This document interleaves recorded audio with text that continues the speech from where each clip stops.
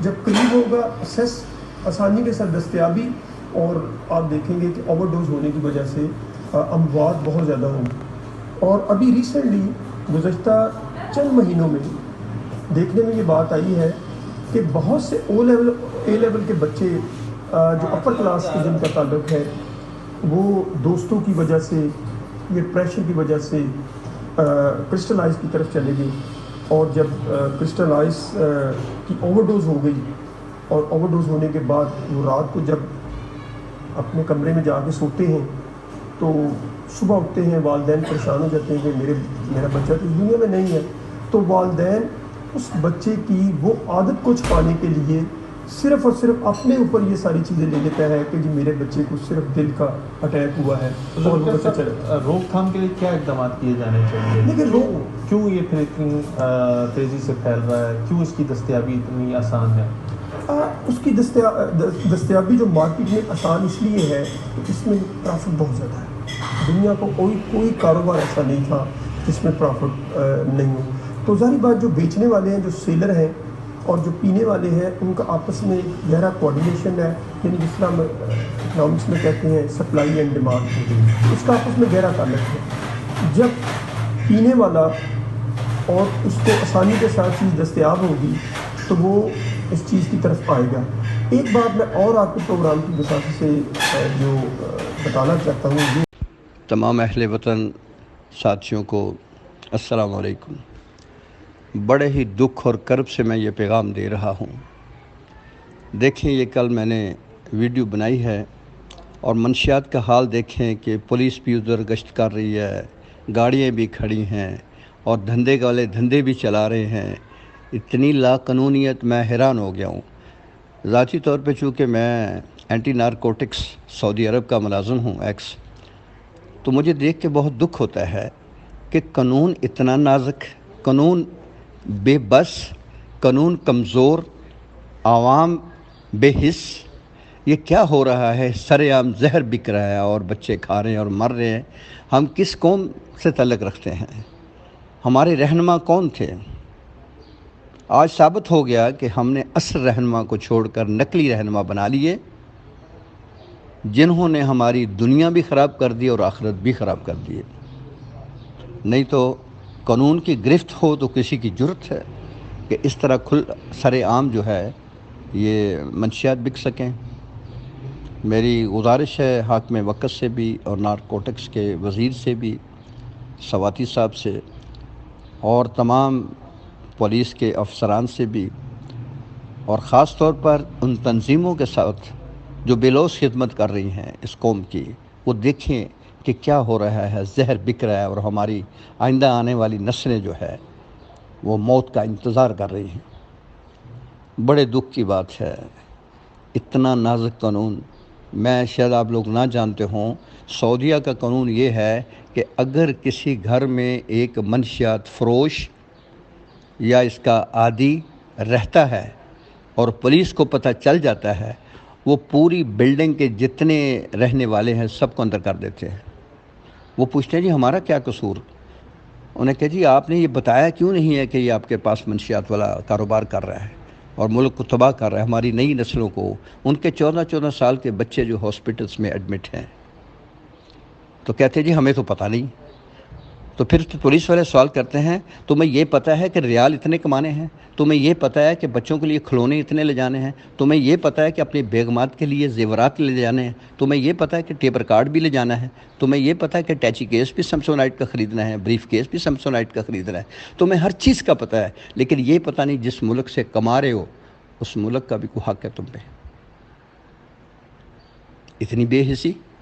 چلو اندر 1 مہینہ کی ٹریننگ لو تاکہ تمہیں پتہ چلے ایک محب الوطن شہری کون ہوتا ہے۔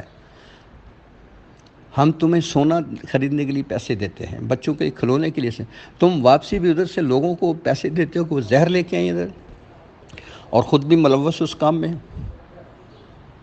اللہ معاف کرے، 11 سال کے عرصے میں میں نے اتنے پاکستانیوں کے سر اترتے دیکھے۔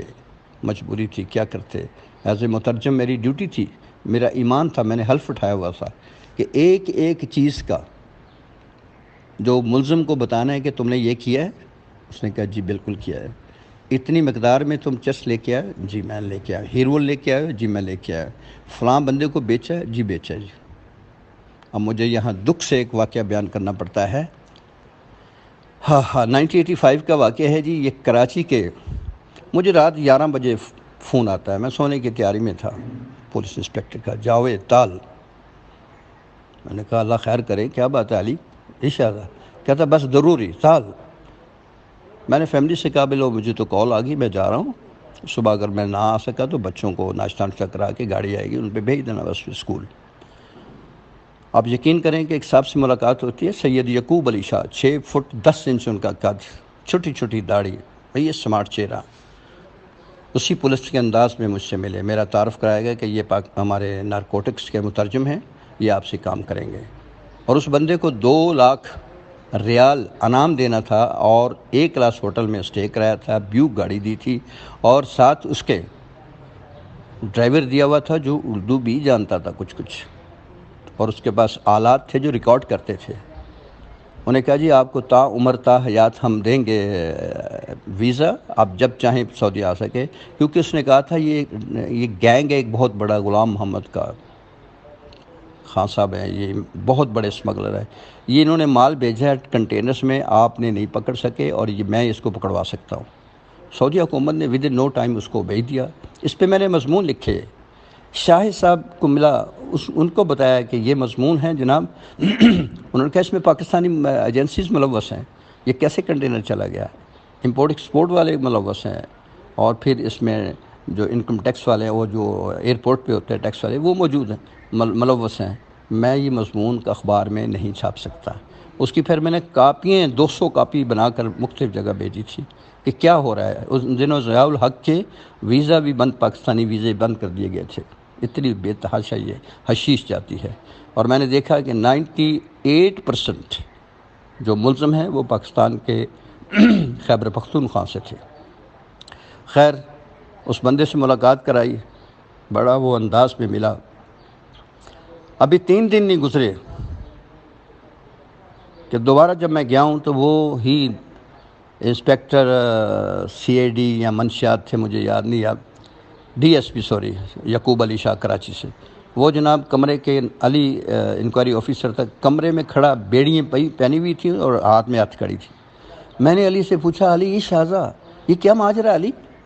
کہہ رہا جاوید حاضر رئیس الحرامین، یہ حرامیوں کا سردار نکلا، اس کو ہم نے 2 لاکھ انعام دینا تھا، سعودیہ میں ایک سٹیٹس دینا تھا ساری عمر کے لیے۔ اس بندے نے 70,000 ریال کل ڈاکٹر مسرت دمام میں جا کر اس بندے نے وہاں سے ہنڈی کے ذریعے گھر پیسے بھیج دیے، پوچھو اس سے۔ میں نے کہا شاہ صاحب انہوں نے مجھے ایک عربی کا جملہ پڑھایا ہوا ہے کہ ادرب ادرب ادرب حتی موت و ابادن ارمی فی زبالہ زی الکلب، اتنا ماریں گے کتے کی طرح مار کر زبالے میں پھینک دیں گے، یعنی ڈرم میں پھینک دیں گے بلدیہ کی۔ نو باڈی ول آسک اس، یہ پاکستان نہیں ہے، یہ سعودی عرب ہے۔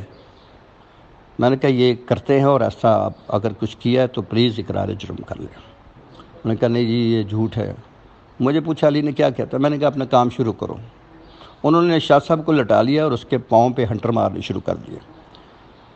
جب 2 منٹ گزرے ہیں تو شاہ صاحب ہاتھ اٹھا، پانی پانی پانی۔ انہوں نے کہا جی سب کچھ دیں گے، پانی بھی دیں گے، چائے بھی دیں گے، لیکن پہلے بتاؤ کہ کس طرح 70,000 تم نے بیچے ہیں؟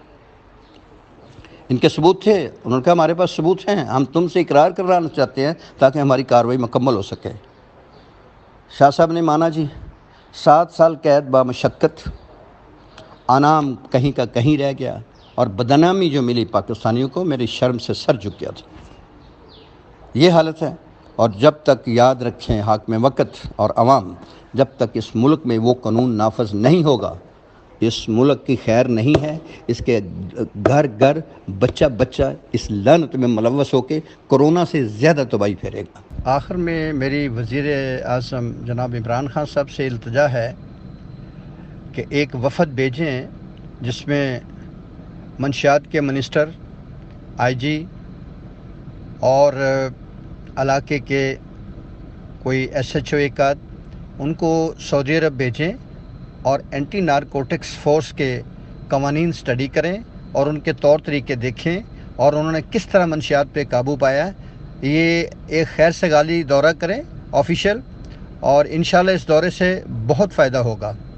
اور اگر انٹرپریٹیشن کی کوئی پرابلم آتی ہے اس محکمے سے عربی کی، تو میری خدمات حاضر ہیں. میں اپنی ذاتی ٹکٹ لے کے جاؤں گا اور بلا معاوضہ جاؤں گا آپ کے ساتھ. بہت شکریہ. کیونکہ کس طرح کب تک یہ کام چلتا رہے گا ملک میں؟ یہ نہیں ہو سکتا. عوام برباد ہو جائے گی اس طرح، بچے، ہماری نئی نسل تباہ ہو جائے گی. سو پلیز اس پہ غور کریں اور جلد سے جلد ایک ٹیم کی تشکیل دیں اور ان کو بھیجیں وہاں پہ اینٹی نارکوٹکس آفس ریاض میں یا جدہ میں، اور دیکھیں کہ وہ لوگ کیا کرتے ہیں، کیا طریقہ کار ہیں، اور وہی طریقے ہمیں اپنے ملک میں رائج کرنے ہیں، اور انشاءاللہ ان سے بہت فائدہ ہوگا. جزاک اللہ خیر.